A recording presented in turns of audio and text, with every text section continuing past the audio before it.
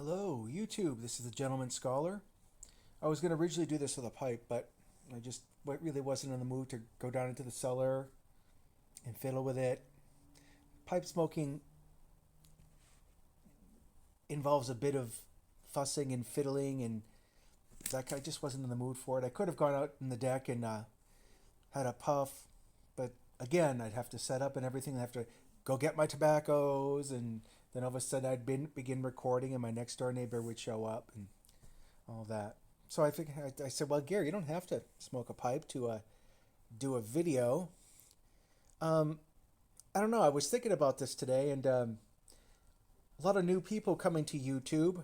I would like to say I'm really enjoying Grumpy Pants Piper.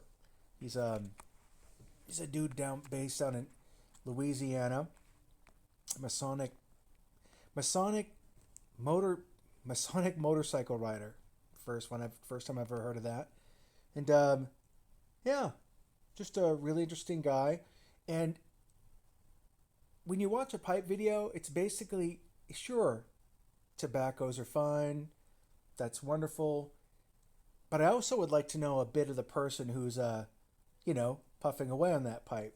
What their stories are. Every story is unique, so I kind of like to hear about that. Those are the kind of videos I tend to drift towards. Like take for example, Swaggy Man Piper. I mean, yeah, he talks about he lights his pipe and talks, but then he talks about his family stuff and just the travails of just basically being a parent, a Southern parent. He just basically shoots the breeze with you while he's smoking his pipe. I dig that.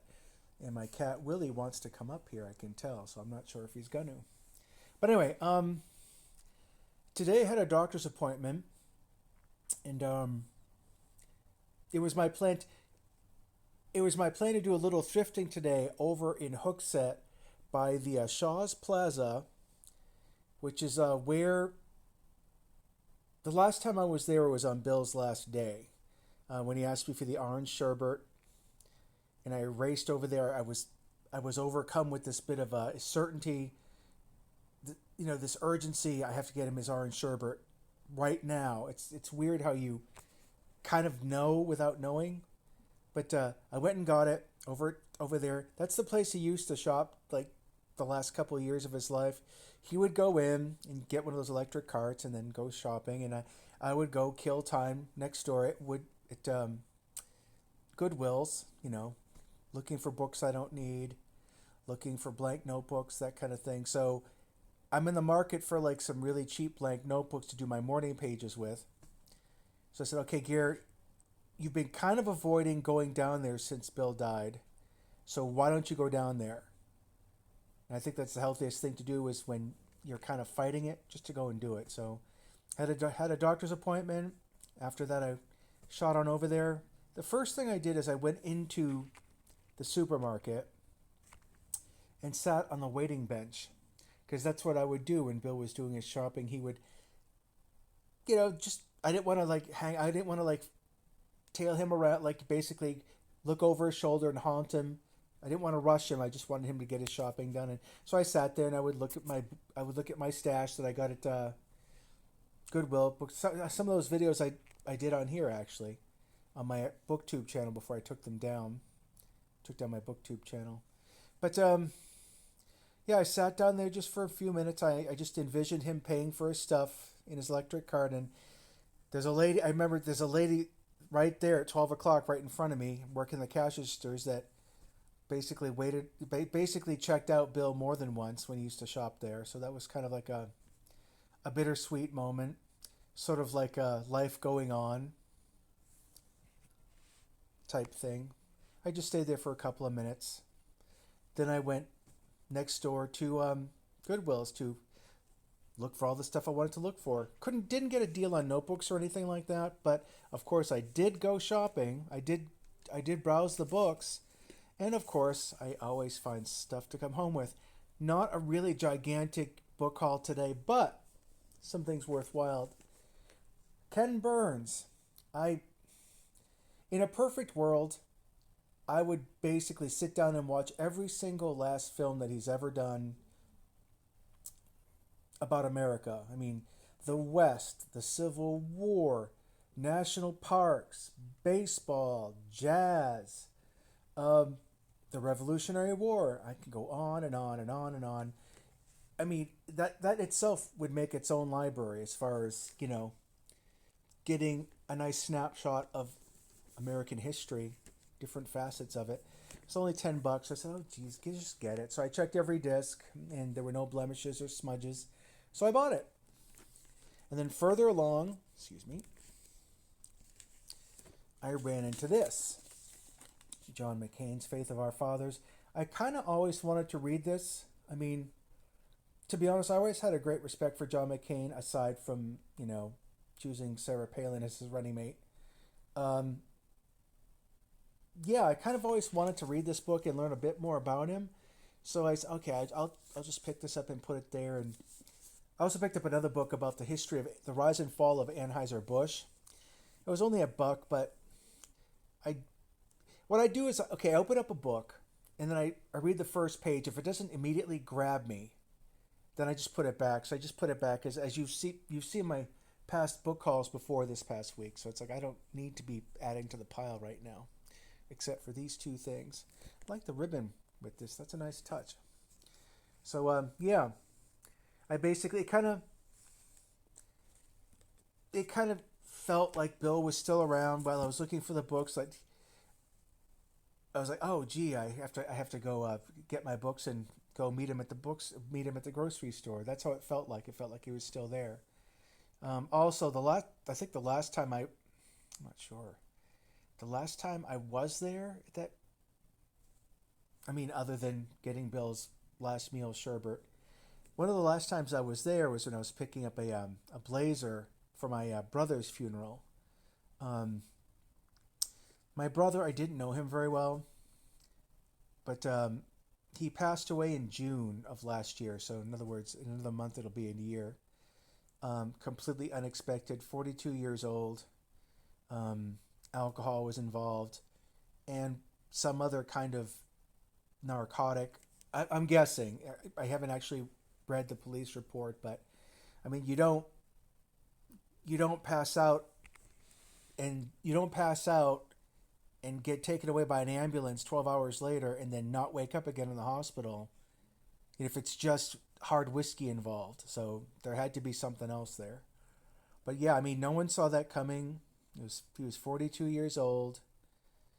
I mean, too young. He left behind two kids.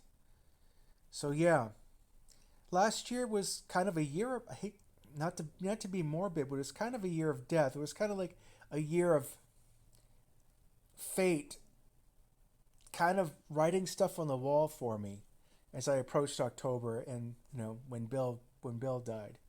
So it was, I guess it was kind of on my mind for like, I don't know, the last year before Bill passed away, and these little things were showing up, writing on the wall for me to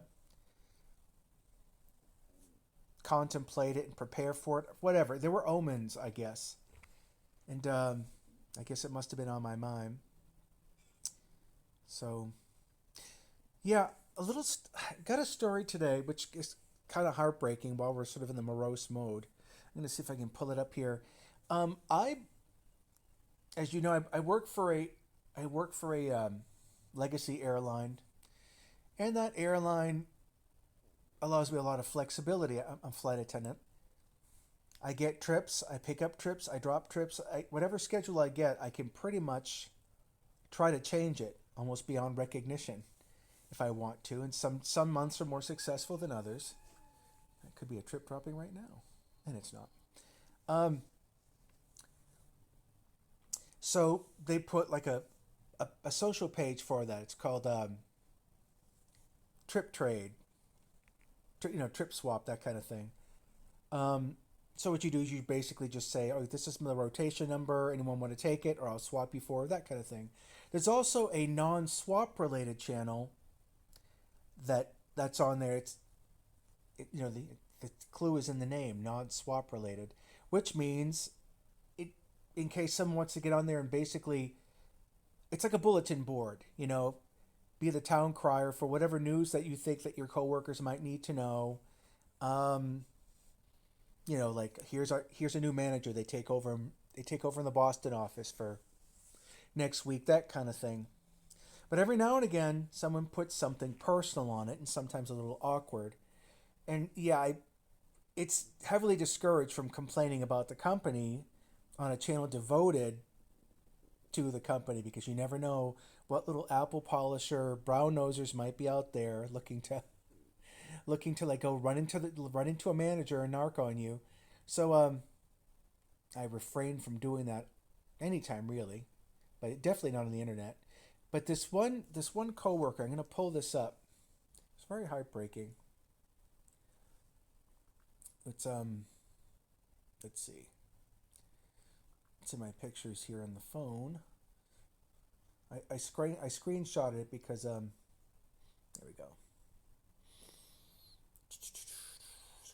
Screenshot. Okay, so this is my call. I've never flown with this particular person, but apparently her partner's name is Mel. It's like, okay, I just learned that Mel is traveling to Dublin today on us instead of uh, instead of via Amsterdam. We have a trip to Dublin out of Boston, which I never fly, but still. He will be a wheelchair passenger. I honestly don't think he is fit to fly, but that's just my opinion. Agents and crew will have to make that call.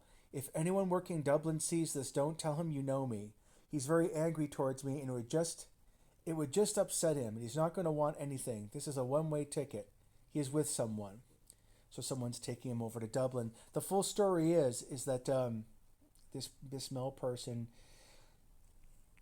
has terminal cancer and he's like probably literally in his last days. And he basically was on hospice. And I don't know if they're married or if they're just boyfriend, girlfriend or what. But he decided that he wanted to use the pass ride to go to Ireland so he could die over in Ireland, you know, where he originally comes from.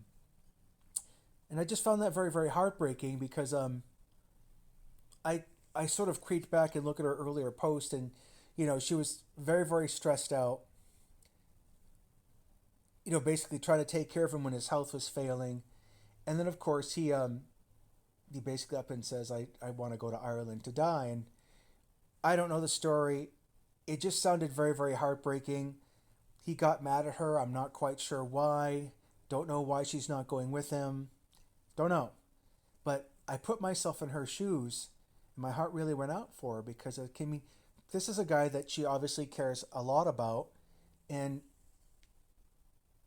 he chose in very, very crappy health.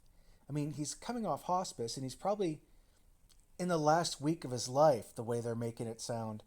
So he wanted to pass ride to Ireland. I'm sure she's going to put up like an update at some point about it. But I just find this very, very heartbreaking because compared to that, my situation with Bill was relatively easy. I mean, as easy, well, as easy as losing your spouse can be. But I was with Bill. I got to say goodbye to him. It was like not even a half mile from my house where it happened when he passed away. Um, I don't want to say he made it easy for me, and I don't want to make it sound like that, but it was pretty. As far as passing away, aside from the bone deep grief, it was relatively peaceful and, dare I say it, hassle free. But then I think of this poor woman. I mean, this guy basically wants to, in a wheelchair, wants to cross an ocean. And if he's in any kind of shape the way that Bill was in, I could see why she'd be worried about him. Like, being an air passenger. I mean, granted, it's only a 5-hour trip from Boston to Dublin, but still, the guy's in ill health. It's not like flying's easy, and when you're the pink of health. So yeah, she's worried about him, and he's mad at her, and I just found that very, very heartbreaking. And like I said, my heart went out to her. I mentioned it sent her a message on Facebook Messenger, and it basically, what I'm trying to get to in a long roundabout way is, there but for the grace of God go I count my blessings, that my parting with Bill was not fraught with all of that. And I both of them, I can't imagine what they must be going through. I mean, that's when Bill passed. Yes, I put stuff on Facebook, but I wouldn't go into that granular detail myself because I'm just not comfortable with it. But I did post stuff early in the grieving process because yeah, you kind of need your friends about you. You kind of need some support out there. So that's what I did, and people have been very very nice, very very supportive. But I don't know. I think about that. I think about my colleague and all the pain and all the trauma that went into that parting. As far as I know, he's that guy's in Ireland. So I don't know if I ever did do find out the next chapter of that particular tragic saga, I'll let you know. But anyway, that's all. I'm going on 16 minutes, which is kind of too long. Um, I hope you folks are all well. Take care of yourself. I'm heading out to Nashville tomorrow. Got to work sometime, I guess. Um, Take care, and we'll speak soon. Cheers.